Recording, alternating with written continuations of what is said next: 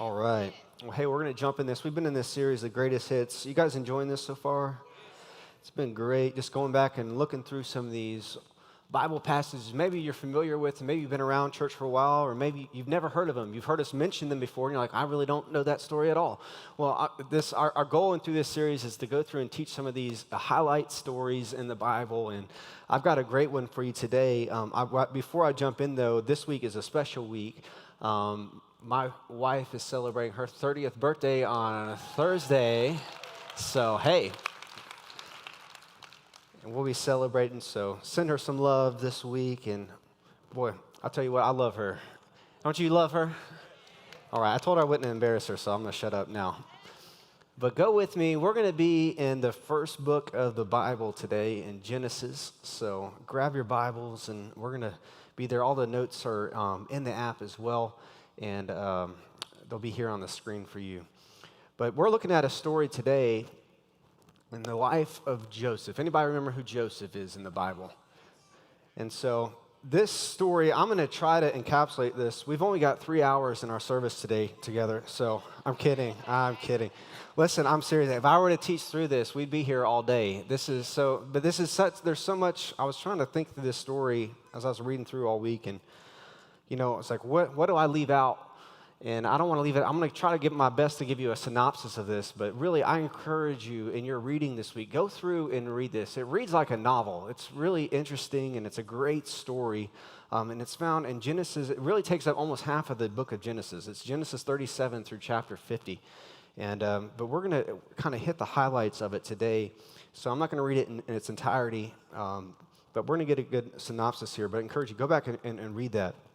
But here's what I love about the story of Joseph, because I feel like anybody at any point in their faith can relate to Joseph.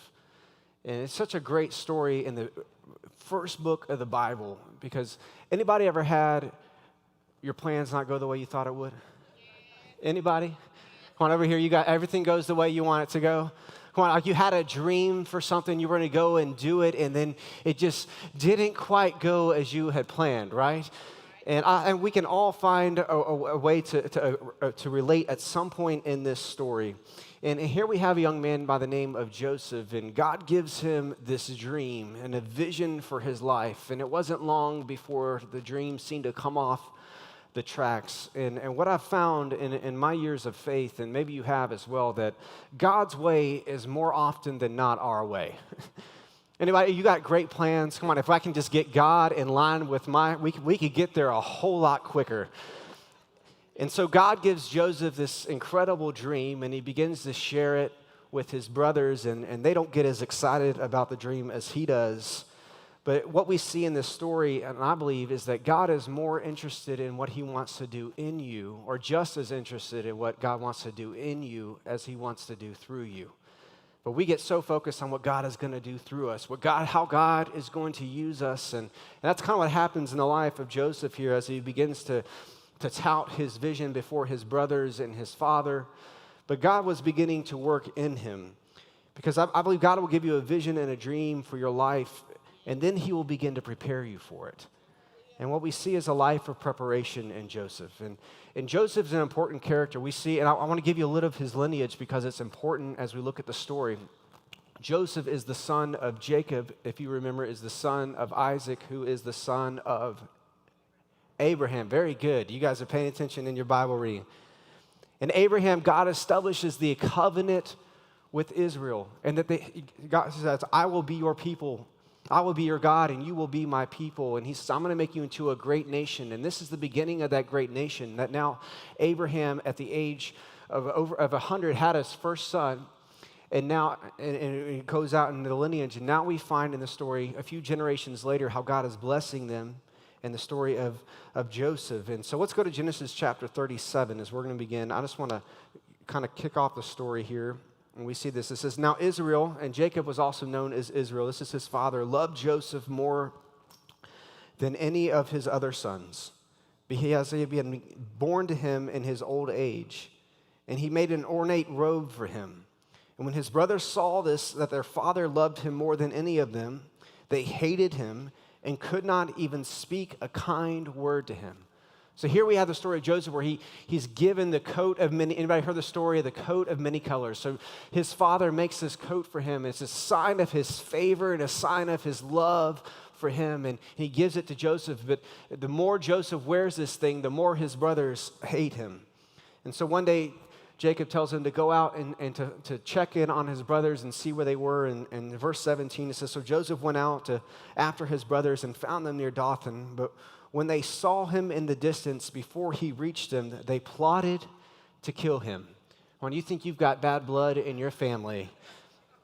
And so his brothers plotted to kill him before he reached them. And they said, here comes that dreamer.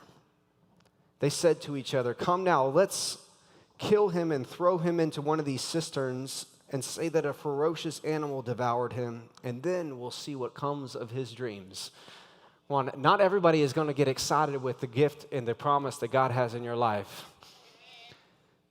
And so the story begins to unfold. The brothers, as he comes, they capture him, they kidnap him, they throw him into a cistern, and they're making plans to kill him. And Joseph's oldest brother, Reuben, decides, no, this is not a good idea. So he tries to go back, and they decided to go ahead and sell him. And so they sell him to a group of traveling Ishmaelites who then take him all the way to Egypt. And in Egypt, then he is sold again into slavery. And so he finds himself on the slavery, up on the slave block, and he's sold to a man named Potiphar. And Potiphar is actually, he's well known in the region. He's the guard, the Pharaoh's guard, king guard. And so he has great favor and a great place to be. And he's in there, and he begins to work as a slave in the house. And he grows in favor with him. And it's so much so that then Potiphar begins to put him into a place. He gives him leadership over the entire household. And so Joseph went from being almost killed by his brothers to sold into slavery. And now he finds himself at this place of Potiphar's house, where he has given him charge over all of the house and all of the rule. It's a pretty great place to be from going from the pit. But it's not long after that he catches the eye of Potiphar's wife. And she gets him into we're going to look at this in just a minute, but she wants to sleep with him, and he knows if he does this, he's going to sin against God, and he's going to sin against Potiphar, and he says no. And so she, in the attempt, grabs his cloak, and he runs out and leaves it, and then she takes it and falsely accuses him of sexual harassment and an accusation that he tried to rape her. And so Potiphar comes in and hears the story, and he burns with anger. And then he has Joseph thrown into prison. So here now he went from being in a pit to raising up and being in charge of all the household and over everything of Potiphar's, to now being falsely accused and thrown into prison. And there he sits in prison wondering what this dream, what this vision, God, are you even still here in the midst of this? And while he's there, favor finds him again, and he begins to grow in favor in the eyes of the warden. And the warden then elevates him to a place of leadership where he's put in charge of all of the prisons, so much so that the prison guards don't even pay attention to Joseph. And they let him run things. And then one day, two of the king's servants make their way into prison, and they have these dreams, and Joseph begins to interpret their dreams. There's the dream of the cupbearer, there's the dream of the baker. And the one for the cupbearer, Joseph interprets the dream that he will be restored to his position. But for the baker, it didn't go so well. He was told that he was going to be impaled, and it happened just a few days later. And so the cupbearer gets out, and Joseph says, well, remember me as I was in prison, and I interpreted the dream, and I let you know. But the cupbearer gets back into his place, and he just forgets about Joseph. So there Joseph sits for another few years in prison until one day the Pharaoh of Egypt has a series of dreams, and no one can interpret them. And then all of a sudden, the little cupbearer remembers, oh yeah, I know a guy. And so they bring Joseph before the Pharaoh, and he shares the dream, and he says, can you interpret this? And Joseph says, no, I can't. But my God can. And so as he hears the dream, he begins to interpret, and he begins to share with the Pharaoh. He says, in this dream, it's going to happen soon. There will be 7 years of abundance followed by 7 years of famine. And then he begins to not only interpret the dream, but then he begins to give wise counsel and advice to the Pharaoh and begins to talk to him about what he needs to do in preparation. And the Pharaoh asks, well, is there anybody who could do this? And let's pick up in the story here in Genesis 41. It says, then Pharaoh said to Joseph, since God has made all this known to you, there is no one more discerning and wise as you. And he says, now you shall be in charge of my palace, and all my people are to submit to your orders. Only with respect to the throne will I be greater than you.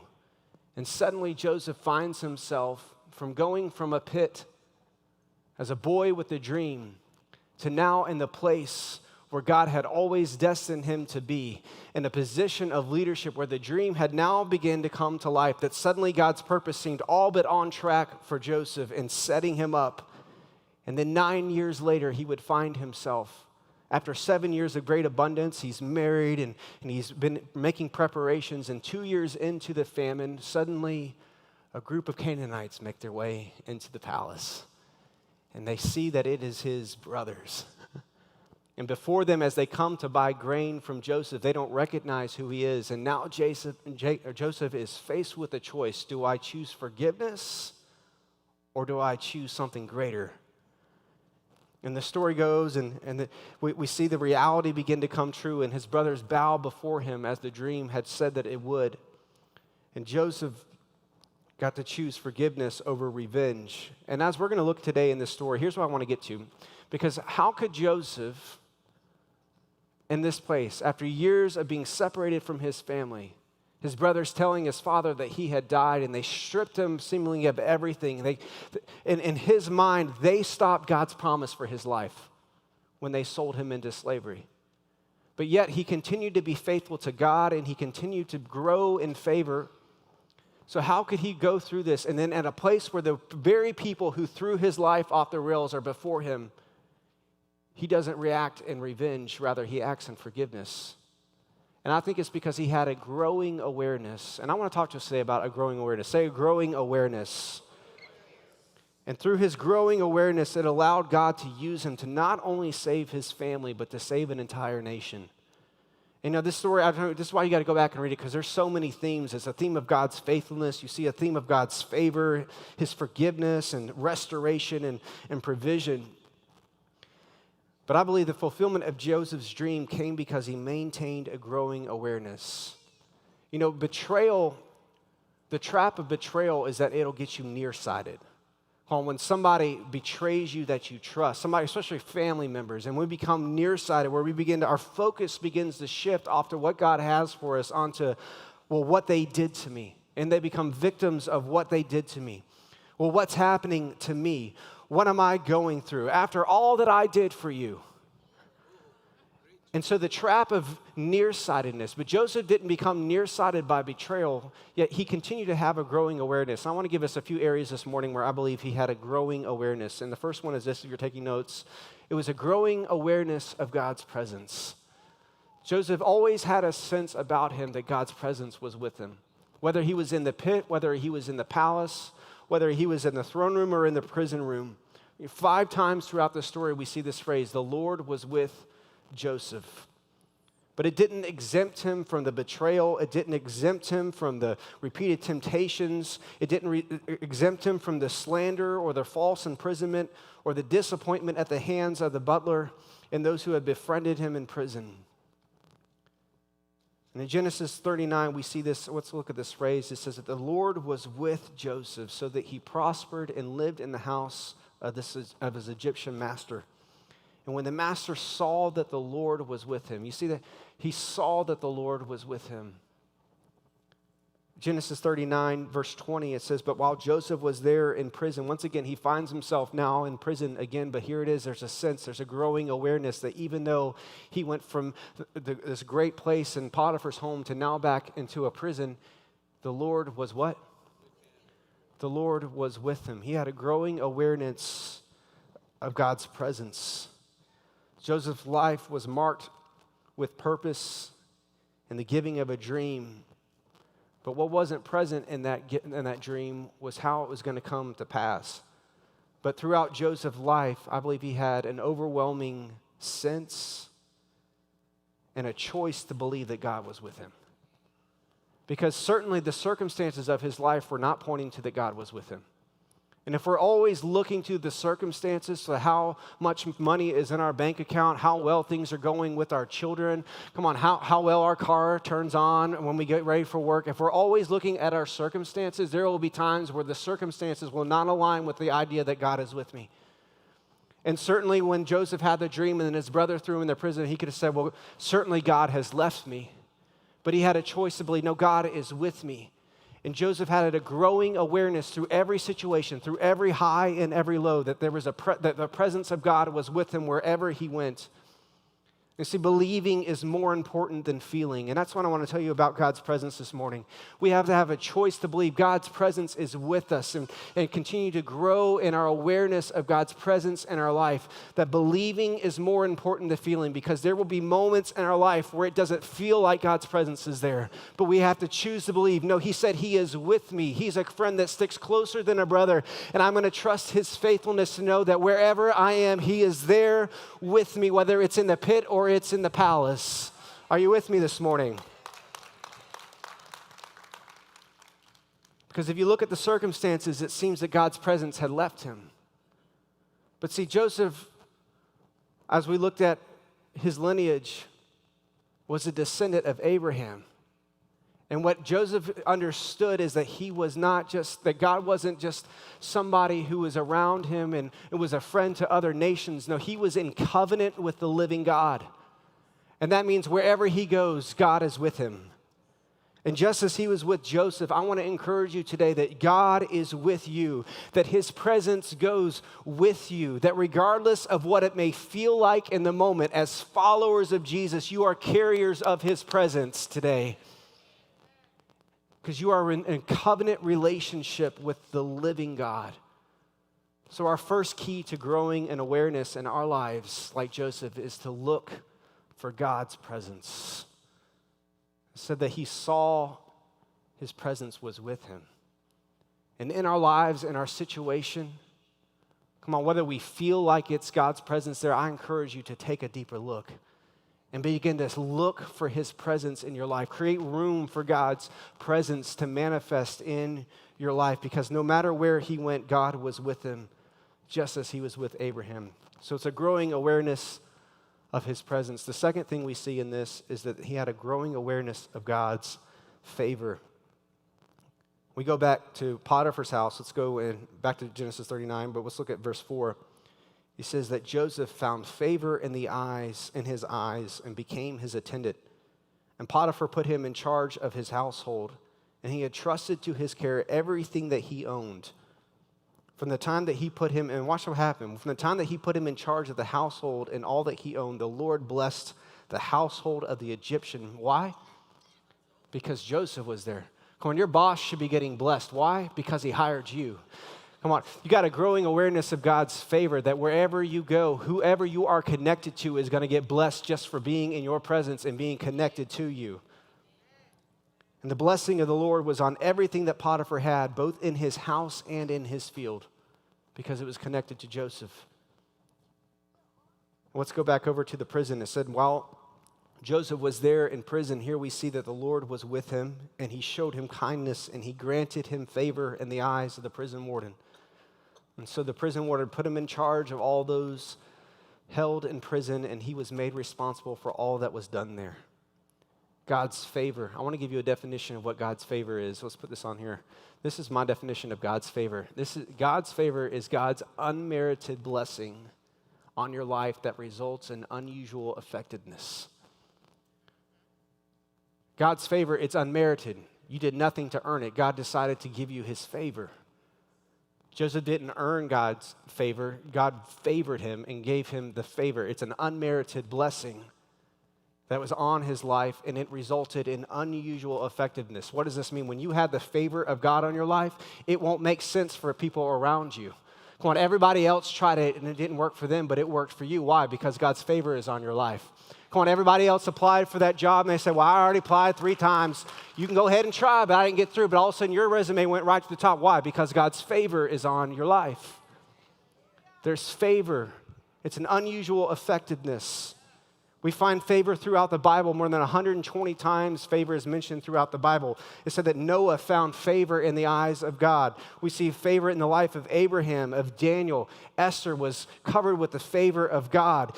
Gideon had the favor of God with 300 men to wipe out thousands of armies. Come on, it's the favor of God. It empowers us. Moses had the favor of God when he approached Pharaoh. Joshua in the promised land, he said, I'm going to be with you just as I was with Moses, and he had his favor upon him.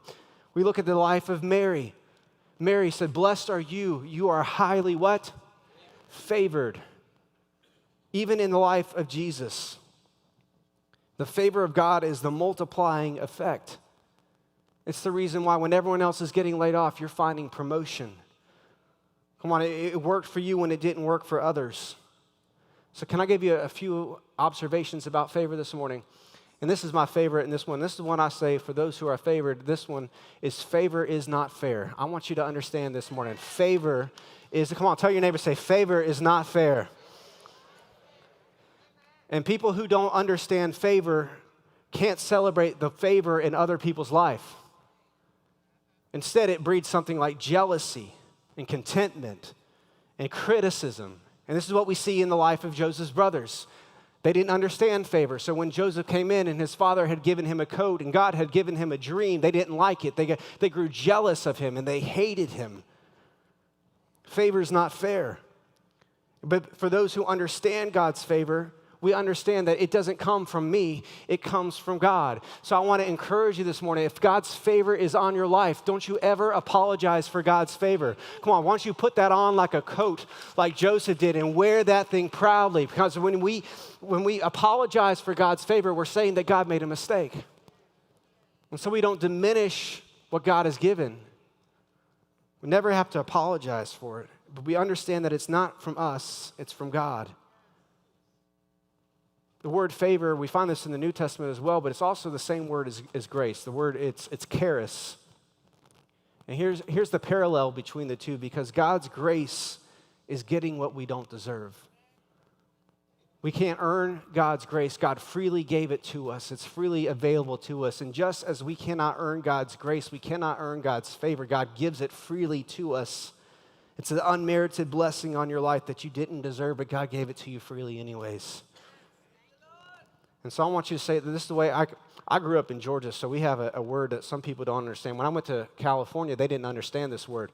I said ain't. Anybody heard of, anybody? So I use my proper English for the point, but can I tell you how I say it?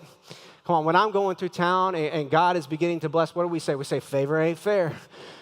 My friend has another saying. He says, you can't hide money. What I say, but you know what? Favor ain't fair. Come on. Come on, tell your neighbor, say favor ain't fair. So we thank God for it. We don't excuse it, but we walk in it. And we just got to understand and accept that people who don't understand favor are going to be critical and they're going to be jealous. But you know what? All you got to tell them is favor ain't fair. Not only is favor not fair, but favor is increasing. And while we cannot earn God's favor, we can increase in his favor. We can grow in favor. We see this in Luke chapter 2. Jesus says that he grew in wisdom, in stature, and in favor with God and man. And I think that favor applies to any kingdom principle of stewardship, that as we are faithful with little, God will increase us with much. And so how we steward the favor that God has given us will depend on how much favor God gives us in our life. And we can see it increase in our lives. And we see this as Joseph, as he was faithful in what God had put before him, whatever the situation, whether he was in Potiphar's house or whether he was in prison, he stayed faithful. He honored God before what he did, and he grew in favor in every situation and circumstance that he was in. So what do we do with what God has given us? And I think through proper use and obedience, we can grow in our favor. Joseph used his favor to be obedient and to honor God in what he did, no matter where he was. And I think it's very important in how we honor and we steward favor, because favor opens doors. But just because the door is open doesn't mean it's a God opportunity. And people will recognize the favor of God. Everything that Joseph did, whether in whoever's household he was a part of, was blessed just being connected to him. And people will recognize the favor of God on your life, and they will open doors of opportunity. And that's where we have to be good stewards to recognize, okay, is this a God opportunity, or is this somebody else trying to make an opportunity for themselves? And so we go to Potiphar's house, and we see this. Let's go to verse, in chapter 39, let's go to verse 6. Let's watch this. It says, so Potiphar left everything that he had in Joseph's care, with Joseph in charge, and he did not concern himself with anything except for the food that he ate. Now Joseph was well built and handsome, and after a while, his master's wife, what did she do? She took notice, and she said, come to bed with me. People will take notice of the favor of God on your life. And that's why we have to be stewards of the favor that God gives us. And she took notice, and she opened a door for opportunity. So favor ain't fair. Number 2, who knows it? Favor is increasing. There we go. I'm just making sure you're with me today. You guys with me today? Number 3 here, one more thing about favor. Favor follows you. I want to encourage you with this because maybe you're in a situation where you're wondering, is God still, his favor still in my life? I've seen it before, but I don't know if it's there anymore. Everywhere Joseph went, the favor of God was on his life. Even in the pit, because his brothers had made a decision to kill him. When you read the story, you see that Joseph really found favor in the eyes of his brother Reuben, who said, we shouldn't do this. We don't need his blood on our hands. And so he actually went back to take him out of the pit, but the brothers had already gone ahead and thought about it, and they sold him. So even in the pit, he had favor. Then he was on the slave auction. He could have been sold to anyone, but he gets sold to Potiphar. He had favor. He found favor in the prison, and he found favor with Pharaoh. So I think we get wrong thinking and thinking because God's favor is on our life, we won't face hardship. And we see that throughout hardship, no matter what situation happened, God's favor was still following him everywhere that he went. But we can also think on the other side of that, well, because I'm facing hardship, then God's favor must not be in my life. And I want to tell you, the greater the favor of God on your life, the greater the opposition. Joseph had a great impact that he was going to save not only his family, but he would save the Egyptian nation. And it would make a way, and then he would bring his family into the best land of Egypt to begin to walk out the Abrahamic covenant that God had set before the nations. There was a great favor on his life, but there was great opposition to that favor. Jesus had great opposition as well. So the greater the favor, the greater the opposition, but favor follows us everywhere. But I want to encourage you, it's not tied to your location, it's not tied to your circumstance. When God favors you, it follows you everywhere you go.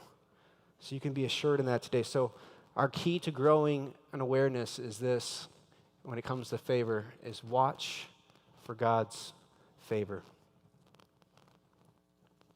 If we're going to have a growing awareness of God's favor in our life, we've got to watch for his favor. And this is important because if we aren't watching for God's favor, we'll start to think it's us.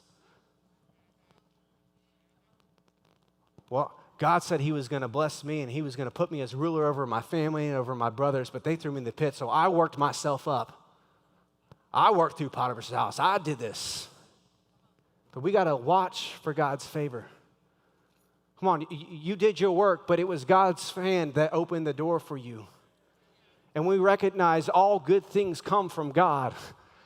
It is his favor working in our lives. So we watch for God's favor. So he had a growing awareness of God's presence. He had a growing awareness of God's favor. And lastly this morning, he had a growing awareness of God's sovereignty and his purpose. And this is so key for us.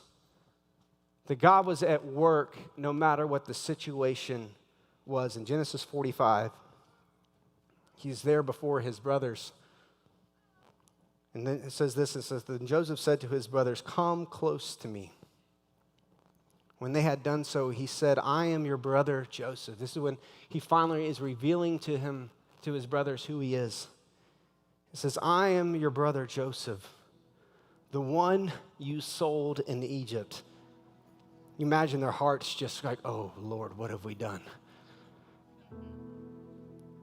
And then he says, and now do not be distressed and do not be angry with yourselves for selling me here, because it was to save the lives that God sent me ahead of you. For 2 years there have been famine in the land, and for the next 5 there will be no plowing and reaping. But watch this. But God sent me. Come on, who sent him? God sent me ahead of you to preserve for you a remnant on earth and to save your lives by a great deliverance. Come on, there was an awareness of God's sovereignty in his purpose in his life. That, you know what, you might have sold me, but can I tell you, God sent me. Come on, you might have intended bad things for me to happen, but God was preparing a place for me all along. Through every storm, through every pit, through every place of imprisonment, God is preparing us. There's a sense of his sovereignty. You sold me, but God sent me. Joseph had an awareness that he was not a victim to his past and to the actions of others. And he sees that all that was happening was the work of God to play a part in what God was doing. If we can get a perspective of this, of God's sovereignty and purpose in our life. And his brothers accepted that, but then once Jacob, his father, passed, they grew scared again. And so they start talking, and they're like, well, let's send word ahead of him that, because when Jacob died, he said, I want my sons to be back together. He said, I pray that Joseph will forgive them for their sin. And so they send word to Joseph. When Joseph hears the words, he says he wept. And then they appeared back before his brother. And this is the fulfillment of the dream that Joseph had, but sets up, I think, one of the most beautiful passages in the Old Testament. In Genesis chapter 50, verse 18, he says, his brothers then came and they threw themselves down before them. And they said, we are your slaves. But Joseph said to them, he said, do not be afraid. He says, am I in the place of God? What is it? He's recognized. God has been at work this entire time. He said, am I in the place of God? He says, you intended to harm me, but God intended it for good, to accomplish what is being done even now, the saving of many lives.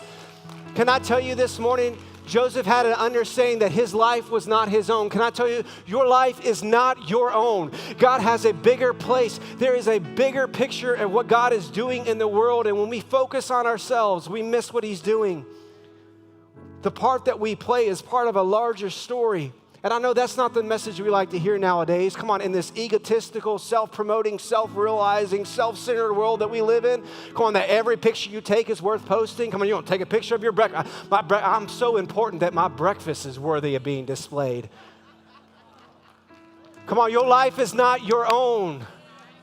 And when we submit our lives to the sovereignty and to the purpose of God, you know what that does?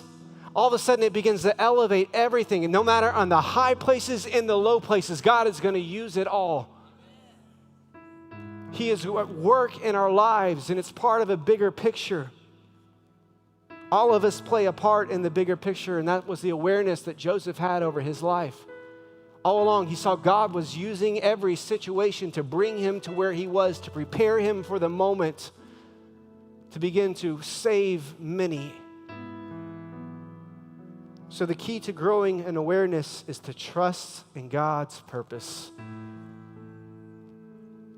My life is not about me. Joseph recognized there is one king, and he is sovereign above it all.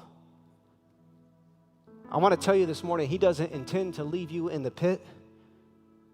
If you stand accused, he will use it all to prepare you. Because everywhere Joseph went, God was preparing a place. Don't give up now. Come on, don't get offended now. Don't take revenge now.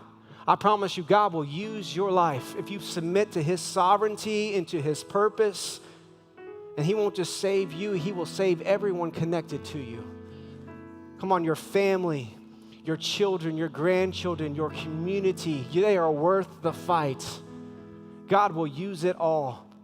And maybe you're here today and you've connected with Joseph's story, it feels like no one's looking for you, and certainly no one's looking out for you, and it feels like life is far from the dream. You know, what kept Joseph during all those moments was a growing awareness, because he had a relationship with God. And it's not the kind that he was afraid if he messed up, God would just leave him there in the pit. No. He had a covenant relationship with the living God.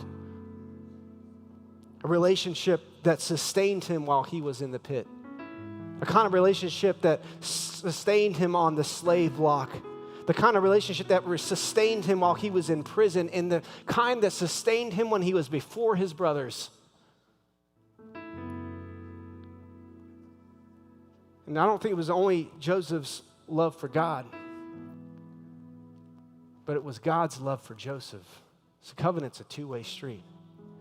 And just as Joseph honored and loved God, God honored and loved Joseph. And I came to tell you, friend, he honors and loves you today.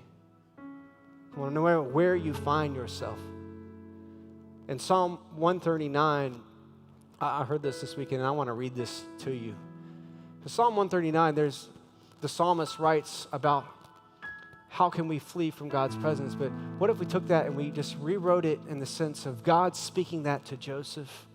I want to speak that to you this morning. We listen to these words. It says, "Oh, Joseph, I have searched you, and I know you. I know when you sit down and when you stand up. I know your thoughts from afar.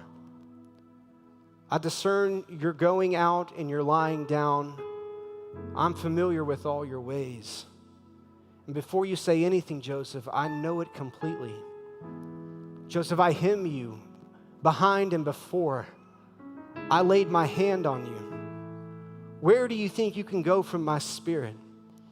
Where do you think you can flee from my presence? If you go up to the heavens, Joseph, there I am.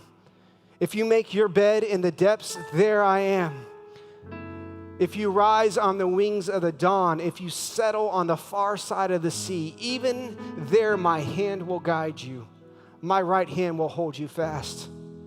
If you say, Joseph, surely darkness will hide me. The light will become night around me. Even the darkness will not be dark to you.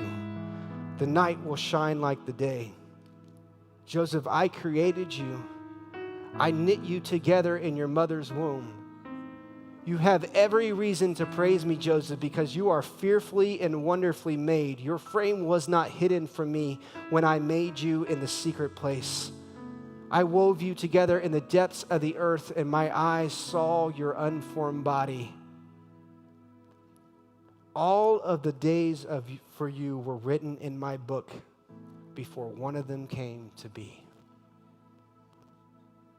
I want to tell you, if it was true for Joseph, it's true for you today in Jesus. I don't know what situation you find yourself in today. Maybe this week you feel like you hit rock bottom. You found yourself in the pit. Maybe you feel confined to a prison. Maybe you are a recipient of unfounded allegations.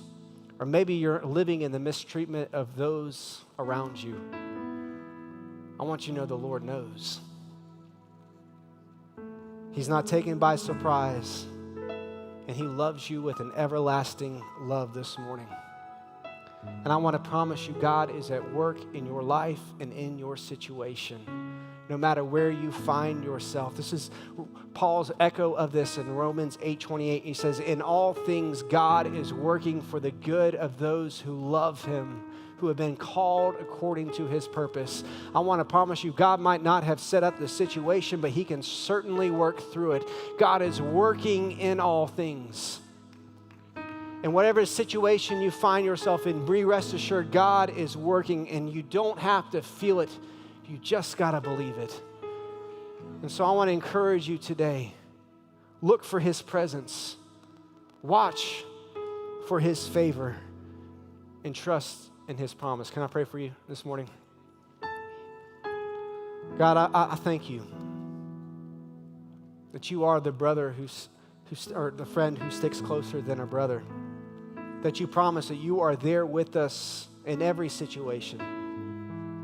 And God, today many of us are here and we are aware of what's missing in our life. But God, I'm praying that you will give us a growing awareness of what is present. God, that you are there in our midst. God, that even when we don't see it right now, you are at work on our behalf. And so, Lord, we give you thanks for all that you're going to do. And God, how you will walk us into the fulfillment of your promise because your faithfulness is true. Maybe you're here this morning and you're not in covenant relationship with God. I want to invite you to do so. Joseph is an image of the redemptive purpose of Jesus, that one man would save many. And today you can be in relationship with the living God through the relationship of Jesus. And if that's you today, so I want to be in covenant relationship with Jesus, would you just lift your hand where you're at? Come on, if you're watching online, would you let us know? Come on, there's hands going up all around the room. Say, Jesus. Come on, all around the room, say this together. Say, Jesus, today I receive you as Lord of my life. Thank you for making a way and paying for my salvation. Today I receive your forgiveness. God, bring an awareness to my life of your presence. God, show me your favor and help me to trust in your plan. In Jesus' name, amen. Amen. Come on, let's celebrate together. Come on, let's stand together. We're going to close in worship.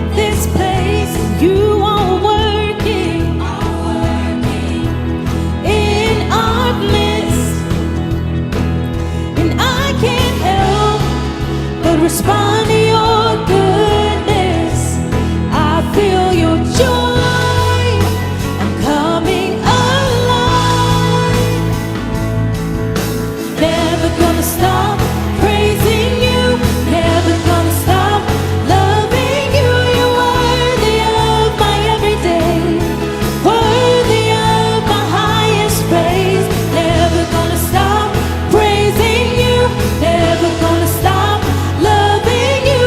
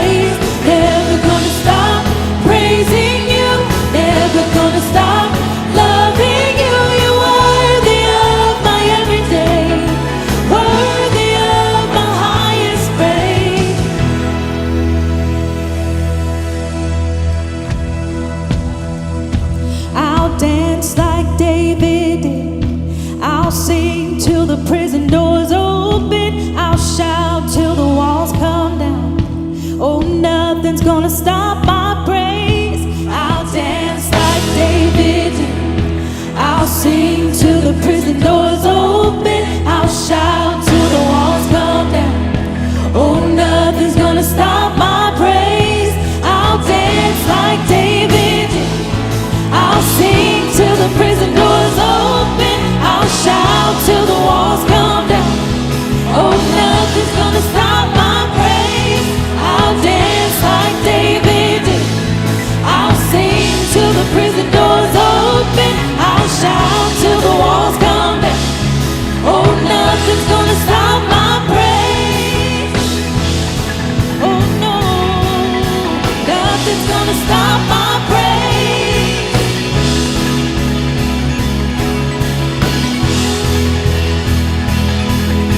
Never gonna stop praising you. Never gonna stop loving you. You're worthy of my everyday, worthy of my highest praise. Never gonna stop praising you. Never gonna stop loving you. You're worthy of my everyday, worthy of my highest praise.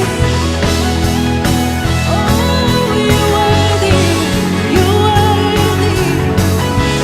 We give you the highest praise.